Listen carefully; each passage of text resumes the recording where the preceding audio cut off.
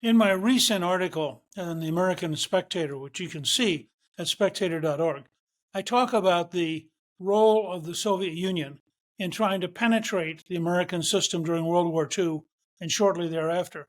And I talk about the really important issue of the fact that the American left rejected the reality. The most famous case was Alger Hiss. Hiss had been a very important figure.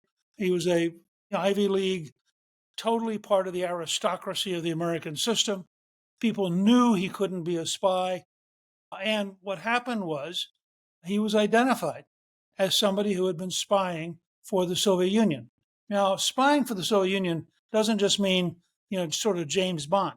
The Soviet model was to have people who had influence, to have them actually act as agents of influence to shape policy. Well, Hiss was very high up in the State Department, very respected.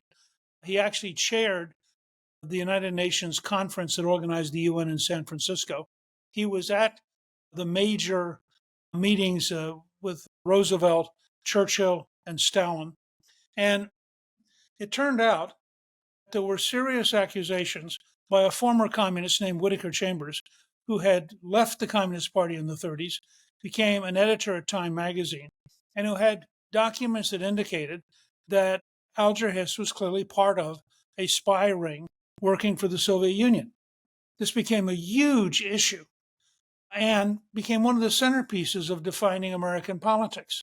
Now, the truth is, we know today, because the Soviet documents were released after the end of the Soviet Union in 1991, and we know that Hiss not only was a spy for the Soviet Union, but he got the highest civilian award you could get from Stalin for having been so helpful and so successful. Well, it turns out that there were about 500 Soviet agents operating in the United States in key positions in government and elsewhere in the late 1940s. That became a huge controversy, and on the left, every effort was spent to discredit it, to say it couldn't possibly be true. It didn't really happen, but it did.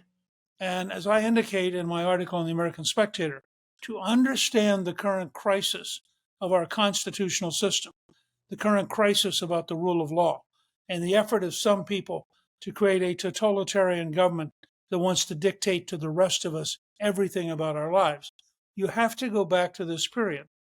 And you have to recognize that, in fact, we are dealing with several generations of penetration, several generations of networks that were helping each other, and several generations of anti-American effort that has now blossomed on our university campuses, in our news media, in the bureaucracies, and is a major threat to the survival of freedom in the United States.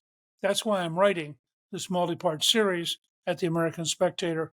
I recommend it to you because I think we have to get to the heart of how big the crisis is, how deep it is, and how many different people are involved, far beyond investigating Joe Biden. Biden is one tree in a forest, but the forest of totalitarian left-wing activism is very real, very deep, and has real historic roots. Click on the link in the description below to read my piece in the American Spectator. My new book, March to the Majority, is now a bestseller and is available at Amazon and Barnes & Noble and retailers everywhere.